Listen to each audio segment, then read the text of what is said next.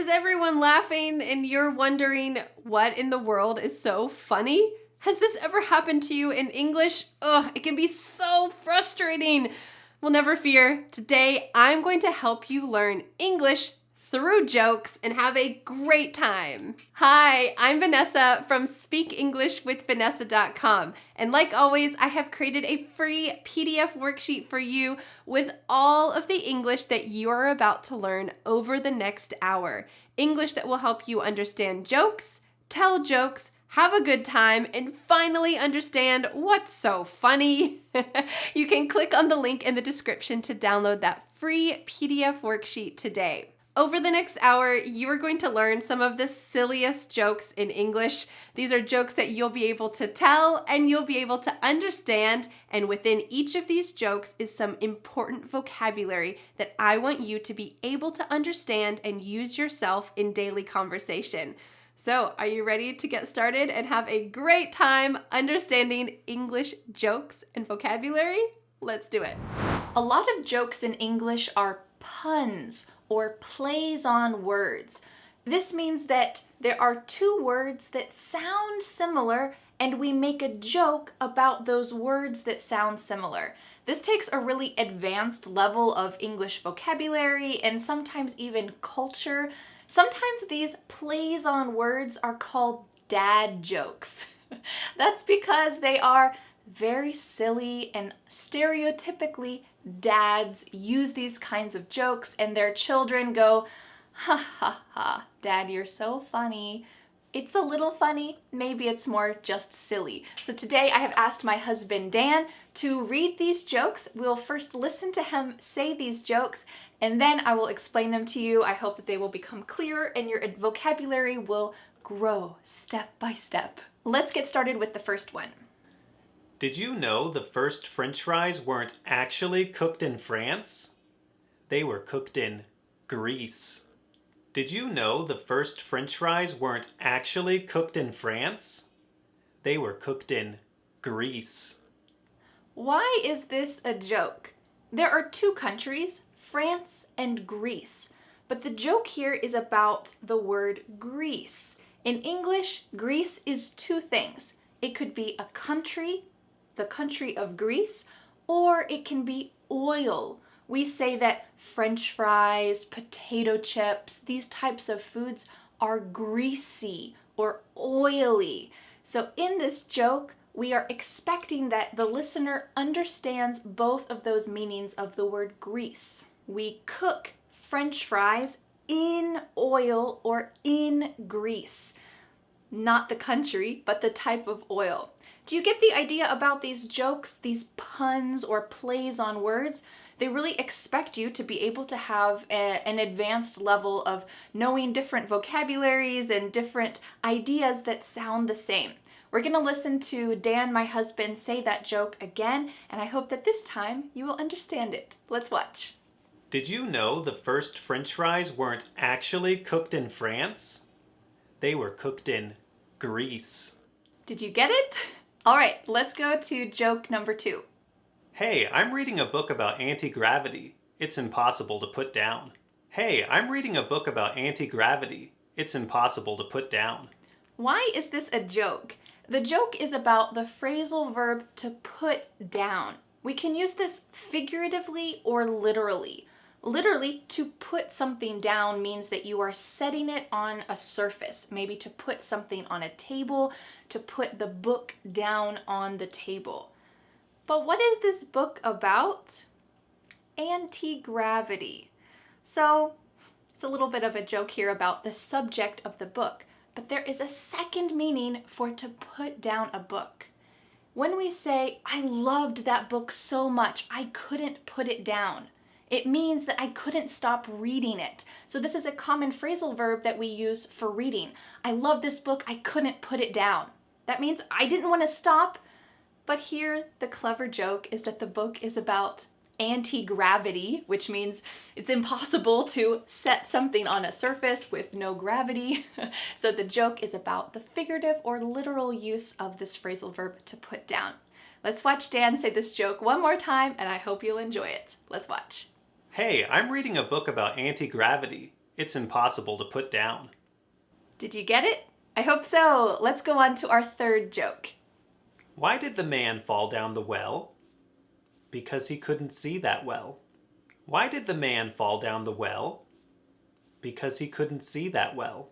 Do you know what a well is? That is essential for understanding this joke. A well is a deep hole where you can get water from. So our ancestors most likely had a well on their farm or somewhere in their village, and they would take a bucket and lower it into the well and get some water. So at the beginning of this joke, it says, why did the man fall down the well? This is the literal kind of well where you get water. He fell down the well. And the answer is because he couldn't see that well. Well, the joke here is about the final part of this phrase, to see that well.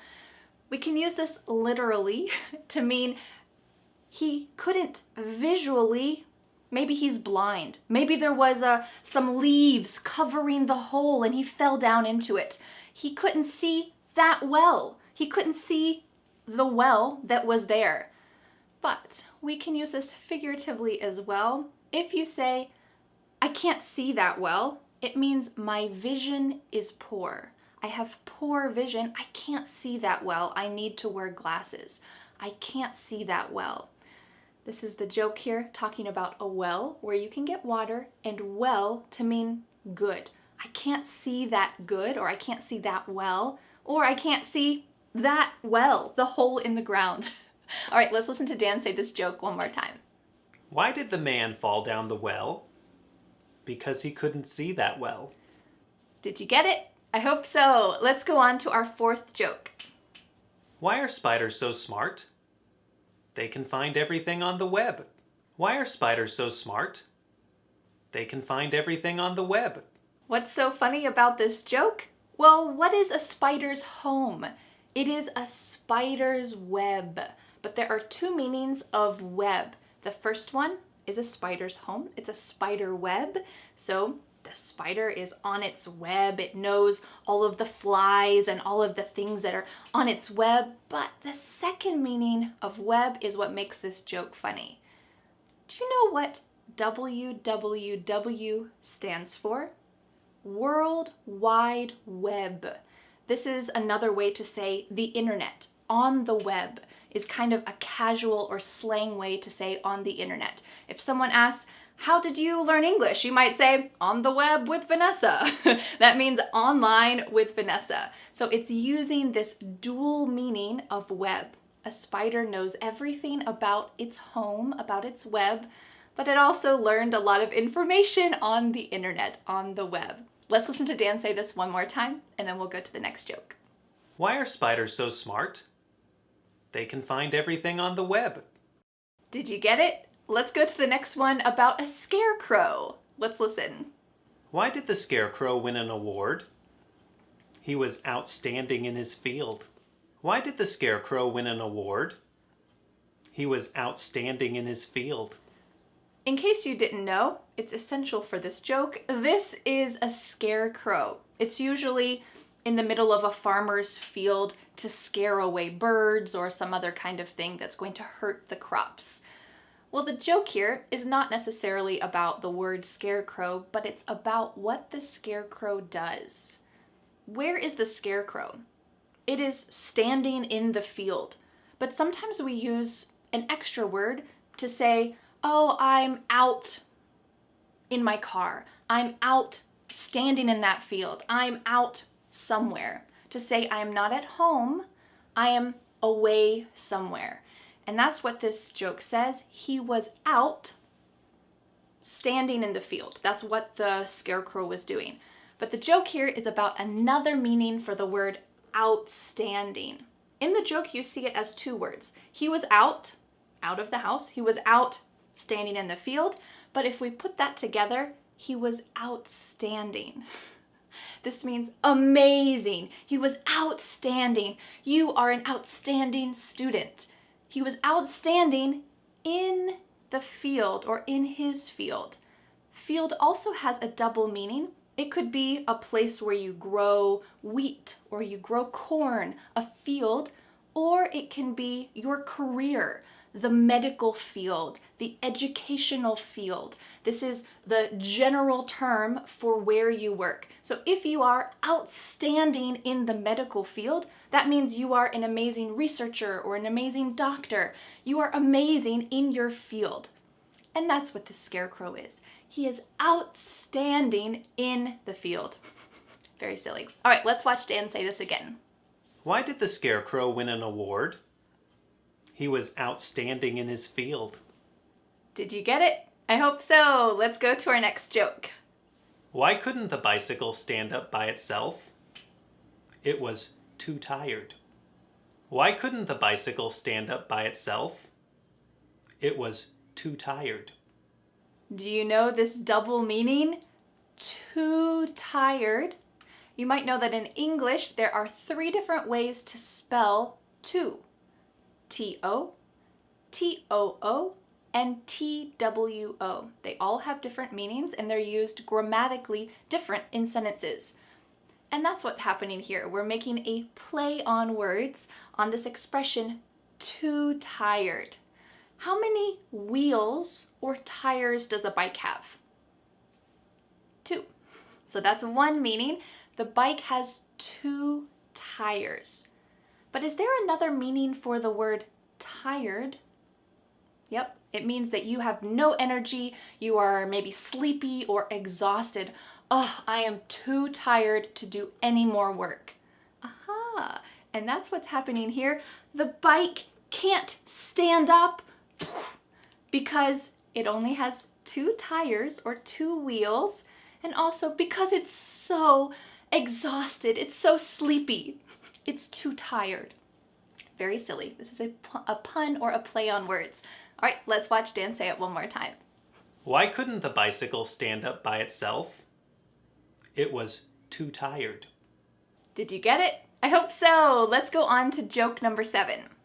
My friend's bakery burned down last night. Now his business is toast. My friend's bakery burned down last night. Now his business is toast. There's one important thing at the beginning of this joke. What burned down? It wasn't a fire department, it wasn't a house, it wasn't an office, it was a bakery. A bakery sells what?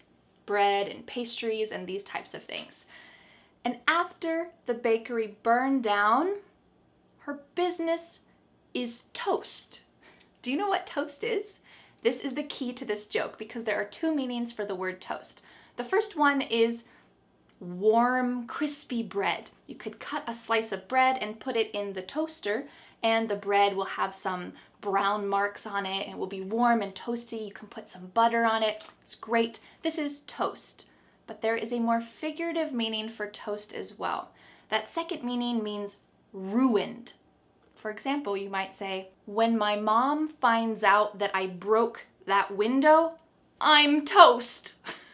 That means my life is ruined. I will be in so much trouble when my mom finds out that I broke that window. Oh, I'm toast. This is the same for the business. Because the business burned down, she can't have a business anymore, so her business is toast. But it's also funny because she sells bread, and this is the crispy, warm, toasted bread. Little silly, huh? All right, let's listen to Dan say this one more time. My friend's bakery burned down last night. Now his business is toast. Did you get it? The business is toast. Let's go on to our 8th joke. What does a nosy pepper do? It gets jalapeno business. What does a nosy pepper do? It gets jalapeno business. All right, this joke is starting to get a little more advanced. You need to know 2 things, or rather 3 things, to understand this joke. The first is the word nosy. If I say, my neighbor is so nosy, would you know what that means? It means that she's always looking out her windows and seeing, oh, Vanessa drove away in her car. I wonder where she's going. She didn't go with her children. Where is she going?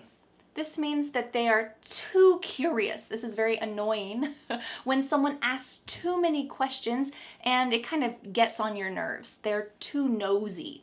So that's the first part. And we have a nosy pepper. This is a type of food, usually spicy, sometimes not, like a bell pepper, but this is a type of food, the nosy pepper. But our key to this joke is the ending. A jalapeno is a really spicy pepper. This pepper is really common in the US, and we use it in salsas, in different types of Mexican dishes, a jalapeno. So we say, it gets jalapeno business? Why are we saying it gets spicy pepper business? Well, you need to have a deep knowledge of casual slang in English. This also, the word jalapeno also sounds like all up in your business. It gets all up in your business. This phrase, to get all up in your business, means to be nosy. My neighbor is always getting all up in my business. It doesn't mean my work, my business, it just means my life. She is too nosy. She's asking too many questions. She's always getting all up in my business, and I just want some space. I want some privacy. Stop getting all up in my business. This is a very casual expression, so we sometimes say this with attitude, especially when we're telling someone, step back.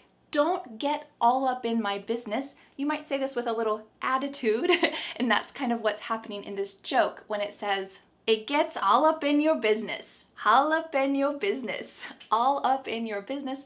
Jalapeno business. These jokes can be quite deep, right? And without this knowledge of casual expressions, of hot peppers, you might not understand why it's funny. So that's why I'm here to help you. All right, let's listen to Dan say this one more time. What does a nosy pepper do? It gets jalapeno business. Did you get it? Let's go to joke number 9 about stairs. Let's listen. I don't trust stairs. They're always up to something. I don't trust stairs. They're always up to something. Do you know what stairs are? It's what you use to go up to the second floor or the third floor of a building. You need to go up the stairs. And the joke here is about the expression to go up to something or to be up to something. When you are walking up the stairs, you are going up to the second floor. You are going up to the third floor. Of course, when you go up the stairs, there is something up there. It's not stairs leading to nowhere, just to empty space. No, there is another level of the building or another level of your house up there. Of course, there's something up there. So to go up to something means to move up. But the second figurative meaning of this is what makes this joke funny. The expression to be up to something means that you are doing something sneaky, to be up to something.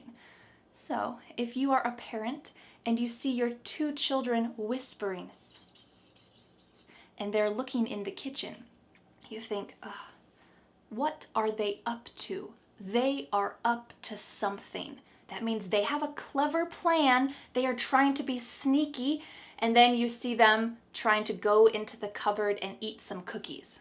Okay, this was their plan to try to secretly eat some more cookies. They were trying to be sneaky. And we use that expression, up to something. They're up to something. Sometimes we say, they are up to no good. Because usually when you are up to something, it means that something that you're doing is bad or risky or not allowed. Forbidden. So you're up to something. And that's what's happening here. It's a clever joke about stairs. Of course, they lead somewhere. They go up to the second floor, but I don't trust stairs because they have a sneaky plan. They are planning something. I don't trust them. They are up to something. All right, let's listen to Dan say this joke one more time. I don't trust stairs. They're always up to something. Did you get it? All right, let's go to our 10th joke about a train. What do you call a train carrying bubble gum? A choo-choo train. What do you call a train carrying bubble gum? A choo-choo train. Compared to our previous joke, this joke is a little bit more simple. A choo-choo train. Do you know what you do when you put bubble gum in your mouth, you chew the gum. That's the action. I am chewing the gum. But we also have a sound or a word for the sound a train makes. When a train is going, choo choo. This is the sound of the whistle of a train, choo choo, which is also the same as to chew something. So here's the joke, the difference between chewing bubble gum and the sound a train makes, choo choo. Great, I hope you got it. Let's listen to Dan say it. What do you call a train carrying bubble gum? A choo-choo train. Did you get it? I hope so. Let's go to our 11th joke about ducks. What time do ducks wake up? At the quack of dawn. What time do ducks wake up? At the quack of dawn. Do you know what sound ducks make? Quack, quack, quack, quack. If you're interested in sounds that other animals make, I made this video about common sounds in English. Animal sounds, sounds that items make, sounds that people make, like when we're frustrated. These types of sounds, very important for English conversations in daily life. But a sound that a duck makes is quack, quack, quack. So here's our first meaning, quack. But do you know this full expression? Quack of dawn sounds like the full expression crack of dawn. Crack of dawn is an expression that means first thing in the morning when the sun comes up, boom, that is the crack of dawn. Usually it is extremely early in the morning, and when we use that expression, we're trying to imply that, oh, I had to wake up so early. I had to wake up at the crack of dawn to get to the airport to catch my flight. The crack of dawn. Boom, the moment that there's a little bit of light is the crack of dawn. So that's what this joke is talking about, but they substitute crack and quack because that's what ducks say. The quack of dawn. All right, let's listen to Dan say this one more time. What time do ducks wake up? At the quack of dawn. Did you get it? I hope so. Let's go to our next joke. I used to hate facial hair, but then it grew on me. I used to hate facial hair, but then it grew on me. Do you know what facial hair is? That is like a beard or a mustache, facial hair. And some people don't like it, some people like it. It's just personal preference or maybe cultural preference sometimes. But what is the joke here? The joke is about the phrasal verb to grow on. Where does your hair grow? Well, it grows on your head. It grows on you. It is actually growing on you. But there's a figurative meaning for to grow on as well. If you say, yeah, I used to not like Vanessa's classes. I hope that's not true. I used to not like Vanessa's classes, but the more I watched them, they grew on me. They, or my classes, my lessons, grew on you. That means that over time, you learned to like them. You became more and more comfortable, and it became something that you liked. Same for facial hair. I used to hate facial hair, beards, mustaches, but then they grew on me. Okay, we're talking about literally facial hair grows on you, but also that figurative idea that over time, I learned to like it. It grew on me. Let's listen to Dan say this one more time. I used to hate facial hair, but then it grew on me. Did you get it? I hope so. These last 3 jokes are more advanced than the others because you need to know some things very specific about American culture. But don't worry, I'm here to help you. Let's get started with the next one and listen to Dan say it. Hey Vanessa, What? what did Tennessee? What? The same thing that Arkansas. Hey Vanessa, What? what did Tennessee? What? The same thing that Arkansas. These are both states. Tennessee and Arkansas are states. Don't be fooled by the spelling of Arkansas. There is an S at the end, but we pronounce it Arkansas. Arkansas. Listen carefully to the end of these states. Tennessee, Arkansas. Do you know this verb to see? With your eyes, you see something, but what is that in the past tense? If I said, today I see the beautiful weather. Yesterday the beautiful weather. Yesterday I saw the beautiful weather. This is an irregular verb. In the present, it is to see, and in the past, it is saw. So here we have a joke about both of these. Let me give you a sample sentence, and I want to see if you can understand it a little bit better. What did you see? I don't know what I saw. What did you see? I don't know what I saw. So let's pretend that Tenna and Arkin are people, and we can substitute what did you see? I don't know what I saw. Let's substitute you and I for these people. What did Tenna see? The same thing as Arkin saw. Very silly. But in order to understand this joke, you need to know what these states are. You need to know the verb tenses of the verb saw. So there is a deep level of understanding that needs to happen in order to laugh at this joke. And if you heard someone say this in, for example, you're watching The Big Bang Theory, and you hear someone say a joke like this and everyone is laughing, I hope that now you will feel a little more comfortable. All right, let's listen to Dan say this joke one more time. Hey, Vanessa. What? What did Tennessee? What? The same thing that Arkansas. Did you get it? I hope so. Let's go on to our 14th advanced joke. What's the difference between a hippo and a zippo? One's really heavy and the other one's a little lighter. What's the difference between a hippo and a zippo? One's really heavy and the other one's a little lighter. To understand this joke, you need to know that a common brand of lighter is Zippo. This is the brand of the lighter. Well, we know that hippos are heavy animals, and Zippos are a type of lighter. There are two meanings of the word lighter. The opposite of heavy is light, heavy and light, or it is an item, a lighter. So here is where the cleverness of the joke is. There's two meanings, something that's not heavy, and something that gives fire is a lighter. Let's listen to Dan say this one more time and we'll go on to our final joke. What's the difference between a hippo and a zippo? One's really heavy and the other one's a little lighter. Did you get it? I hope so. All right, I want you to take a deep breath before we go on to our final 15th joke. This is deeply rooted in American culture, so take a breath and let's listen to Dan say it.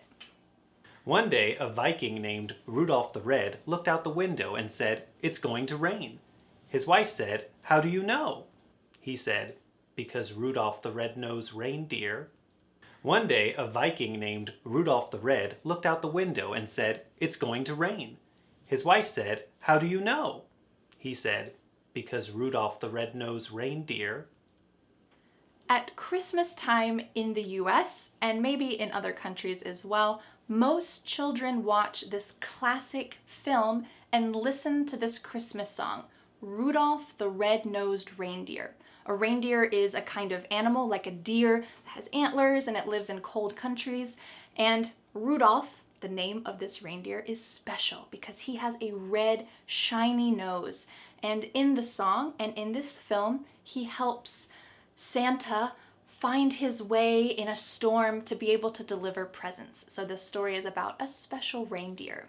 And the silly thing, or the funny thing about this joke, is that it is about a man named Rudolph the Red.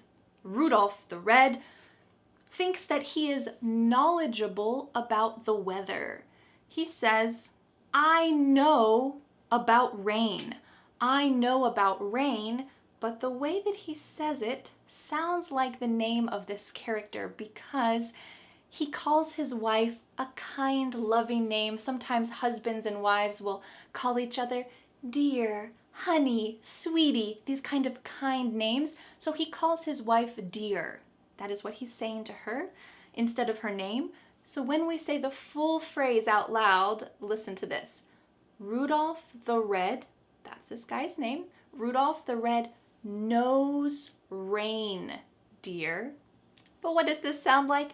Rudolph the Red-Nosed Reindeer. Rudolph the Red-Nosed Reindeer had a very shiny nose. Most kids know this song. It is a common Christmas song, and I hope that now you can dig a little bit deeper in American culture and also realize why people might laugh at this joke. Let's listen to Dan say this one more time. One day, a Viking named Rudolph the Red looked out the window and said, "It's going to rain." His wife said, "How do you know?" He said, "Because Rudolph the Red-Nosed Reindeer." Great work learning those top 15 jokes in English. I'd like to help you with 10 more wonderful jokes in English. Wonderful or just plain silly? Well, it's up to you to decide. Let's learn. Why did the melons have a wedding? Because they can elope. Why did the melons have a wedding? Because they can elope. Why is this a joke? This is an extremely common joke in English. What is a cantaloupe? Well, a cantaloupe is a type of melon, like watermelon, honeydew, cantaloupe. It looks like this, but the word cantaloupe sounds like another word in English. What happens if you can't have a wedding, or you decide not to have a big ceremony, and you and your lover decide to run away, maybe to a beautiful destination, and there's only you two, plus an official, we call them an officiant, who gets you married, who marries you.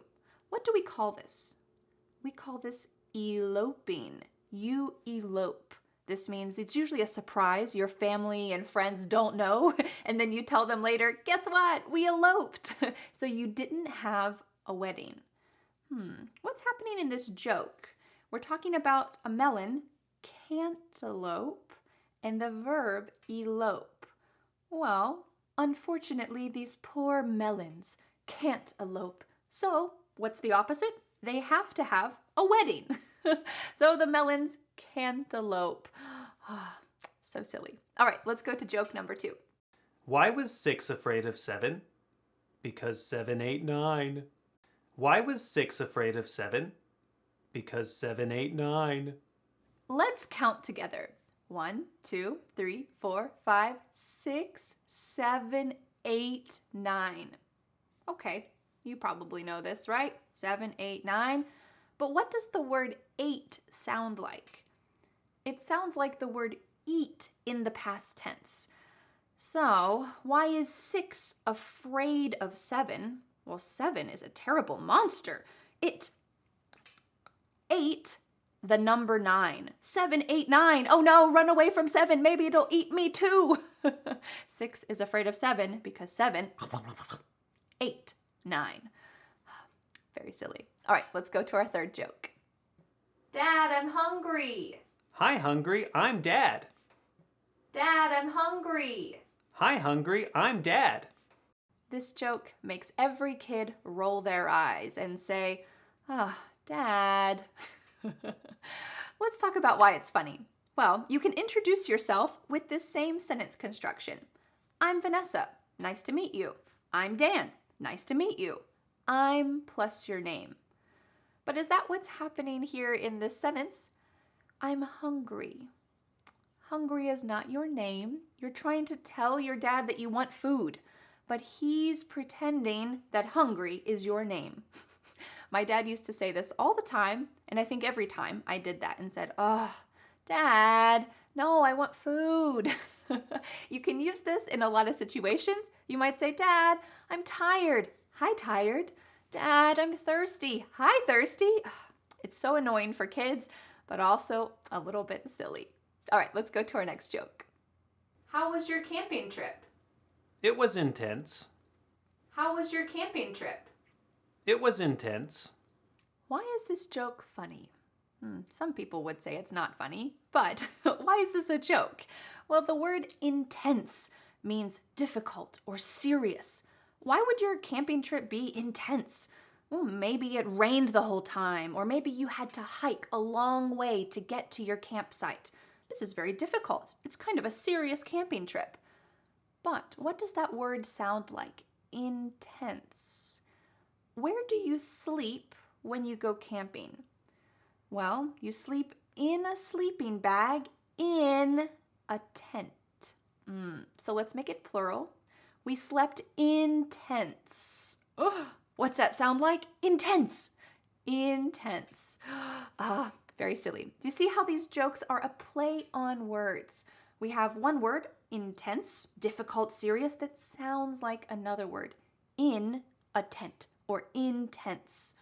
And that's why they're silly. So it does take another level of understanding for vocabulary or grammar or pronunciation to understand why it's funny or why someone might say, ha ha ha ha ha. Maybe they don't think it's hilarious, but they understand that it's supposed to be a joke, and now you do too. All right, these first four were the most common type of puns in English, but let's talk about some others that will help you to level up your vocabulary. Ooh, I pulled a muscle digging for gold, but it's just a minor injury. Ooh, I pulled a muscle digging for gold, but it's just a minor injury. Let's talk about this first phrase, I pulled a muscle. What's that mean? Usually to break a bone is very serious, and to pull a muscle is a little less serious. Maybe your muscle feels strained or pulled and it's uncomfortable, and maybe you need to stop for the day, you need to rest, maybe put some ice on it. So it's not a very serious injury. Usually you can recover, relatively quickly. But what is happening in the rest of this joke? I pulled a muscle digging for gold. It was a minor injury. This phrase, a minor injury, is a common phrase we use for an injury, so getting hurt, that's not so serious. It's not a major injury. A major injury, if I can say that correctly, a major injury would be maybe breaking a bone. Okay, that's a little more serious. But a minor injury is just your muscles stretched, and after some ice and rest, it feels better. But what does this word minor sound like? What do you call someone who digs for gold? Or maybe they go into a mine and they're digging for coal or other type of minerals. They are a miner. So notice how the spelling is slightly different, but that's the joke here. The word minor injury, this common phrase, and to be a miner, they sound very similar. All right, let's go to our next joke. A new Lego store just opened. People lined up for blocks. A new Lego store just opened. People lined up for blocks. Do you know what Legos are? This is a Lego creation that my son made. My son is obsessed with Legos. They are these types of blocks. These are bigger Legos. We actually call these Duplos, but it's the same idea.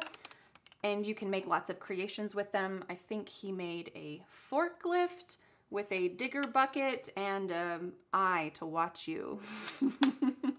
That with 2 sets of wheels. Very cool. He always comes up with cool creations. But Legos are a kind of block. Well, there is another meaning for the word block. A block is an American expression used to describe a set of streets. We usually use this when we're giving directions to someone. So you might say, go 2 blocks and turn right. That means you need to pass 2 streets and then turn right. This is especially common when you are living somewhere that has kind of an organized structure. So for example, New York City is quite organized. There's, 1, 2, 3, 4, 34th, 35th Street. They are quite organized in a grid. So it's easy to see one city block, another city block, another city block. We can imagine that kind of structure. Most cities are not organized that way in the US, so where I live is not organized that way, but I still would use this phrase, a block, to give general directions. We live 2 blocks away from the park. Okay, this gives kind of a general idea about how far away we live from the park.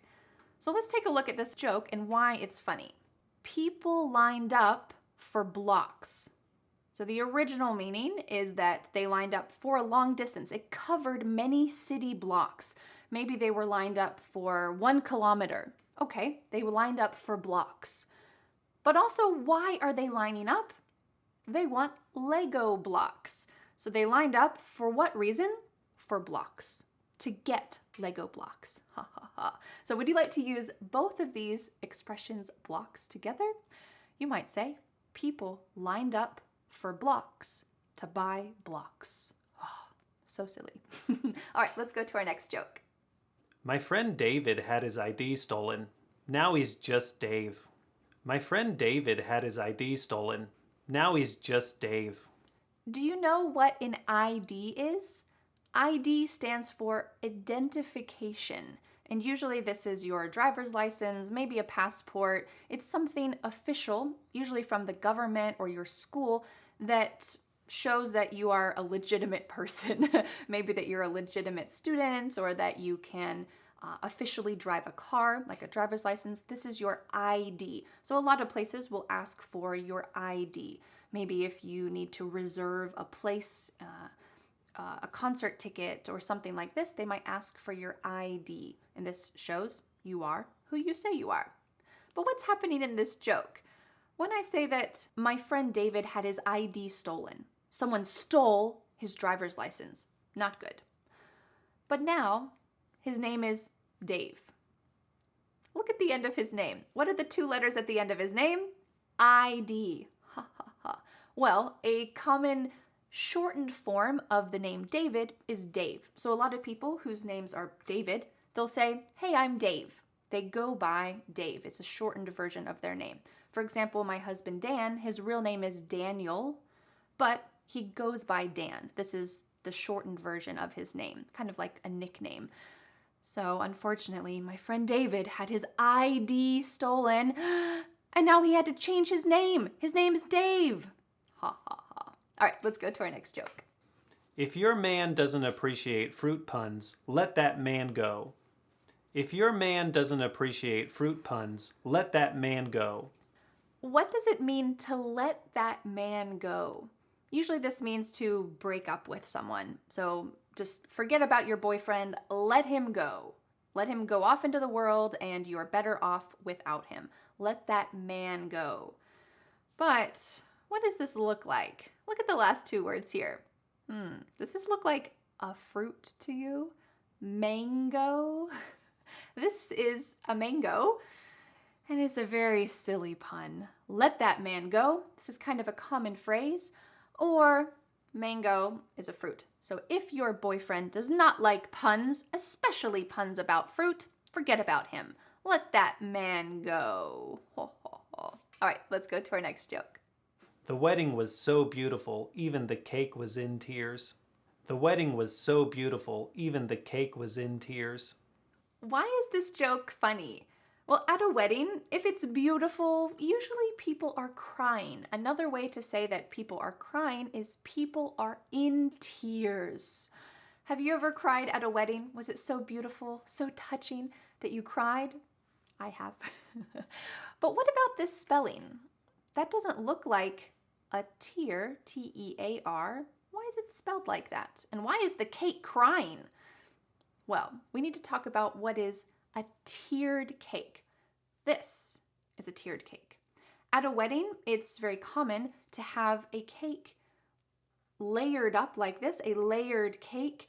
This is most common at a wedding. You would never see this at a birthday party because it's very expensive, it's very fancy. Usually this type of tiered cake is reserved for weddings. But another way to say this is the cake is in tears. Or in tears. The wedding was so beautiful. Even the cake was crying. The cake was in tears. All right, let's go to our next joke. Did you hear about the two guys who stole a calendar? They got 6 months each. Did you hear about the two guys who stole a calendar? They got 6 months each. Got 6 months? What's that mean? That's not funny. Why is this supposed to be a joke? Well, there's another meaning for the word get plus time, to get 6 months. Well, in this case, these guys did something bad. They stole something. They stole a calendar. Yes, it's a strange thing to steal. Whatever, it's a joke. They stole a calendar. Do you think that they were caught? Did the police catch them? Yes. We know that they were caught because they got 6 months. This is another way to say that they were sentenced to 6 months. They had to go to jail for 6 months. So when we use get plus time, it means that that is the length of time that you went to jail. So you might say, I stole a car and I got 2 years. Got 2 years? Like someone gave you 2 years? No, this means that you went to jail for 2 years. I got 2 years. Or we might say, he stole my car and he only got 2 years. What? That's not fair. He should go to jail for longer. So we have get plus a time means to go to jail. But also, it's a calendar. How many months are in a calendar? 12, and there's 2 guys. So if they split it down the middle, they each can have 6 months and 6 months. So they're sharing what they stole. They each get to have 6 months. So there's kind of a play on words here, a pun about going to jail for 6 months and splitting the thing that they stole, the calendar, and receiving 6 months. A little bit silly, huh? Great work learning English and having a great time with those 10 jokes in English. Now it's time to move on to a slightly different type of joke. These jokes are visual based, but they're going to still boost your vocabulary and help you to have a great time in English. Let's go. Our first English joke, or we can call it an English meme because it includes a picture, is this silly one. What's the difference between a cat and a comma? One has claws at the end of its paws, and the other has a pause at the end of its claws. All right, let me break this down. If you did not think this was funny, that's okay. That's why I'm here. A cat, the animal, has 4 paws. This is what we call a cat's hands and feet. Notice the spelling. A cat has 4 paws, and each of those paws have claws. Notice the spelling here. So we're talking about a kind of play on words or a tongue twister. A cat has claws at the end of its paws, but a comma, you use a comma when you're pausing. You take a breath in the sentence, or there's a slight pause at the end of a clause. Notice the spelling here. So a clause is a grammatical term, but you can really just think of it as a thought.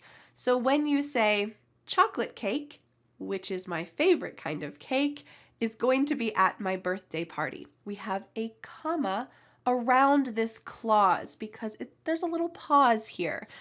Well, we're just making a play on words. There are commas around this clause, or there are pauses around the clause. Ha ha ha. All right, let's go on to our next English joke or meme. Are you from Tennessee? 'Cause you're the only 10 I see.